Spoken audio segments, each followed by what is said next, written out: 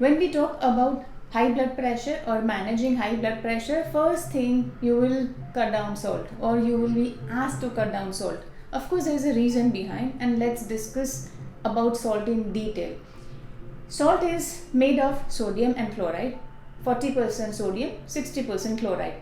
Sodium is very important for our health. If you say it is essential for the body, for the health of nerves, for the health of muscles, to balance fluid, and also it regulates blood pressure. So sodium is essential for our body, but we consume much more sodium, and which is the reason behind retention of water in our body, which ultimately increases our blood pressure.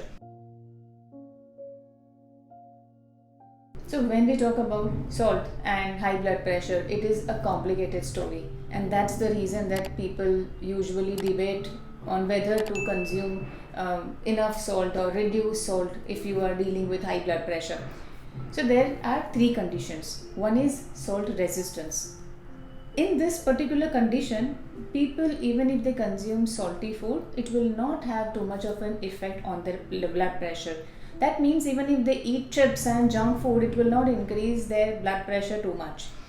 Second is a salt sensitivity.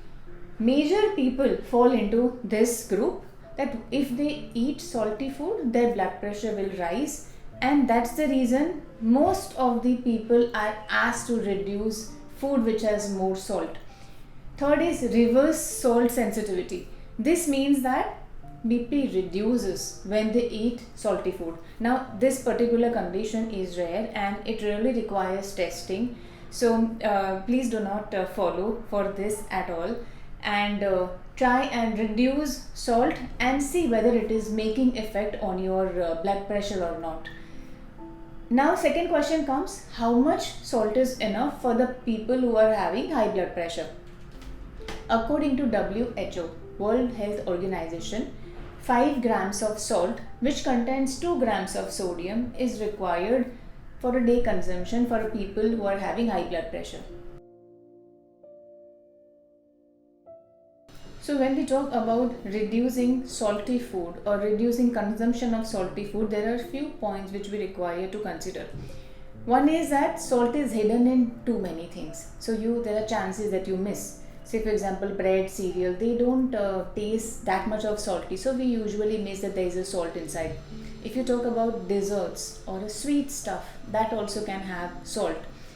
You have to first target food which is high in salt. Say for example, meat, even if it says natural, you have to understand it can be having a salt saline to make it more juicier.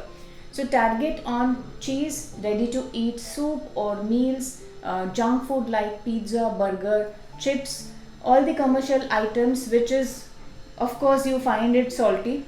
So target to reduce them first. So it is best to learn how to read label and pick up things which has less than 150 mg sodium per serving. Apart from this, don't forget condiments. Fish sauce, soya sauce, all those sauces are having high salt content. So that also usually people miss. At home it is easier to manage salt control, in that if you fill up your plate with half plate with fruits and vegetables, then you can reduce your salt intake. It is also best to reduce portion sizes to reduce your salt intake.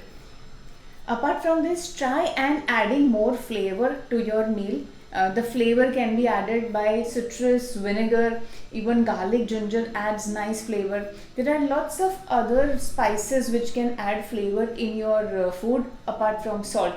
So try and experiment how you like it. And finally, remember that this takes time. Your taste buds takes time to adjust with your new taste. So don't panic, go slow. It is necessary to start from somewhere. No problem even if you are going slower, but try and reduce your salt intake over the period of time. That is the best thing to do.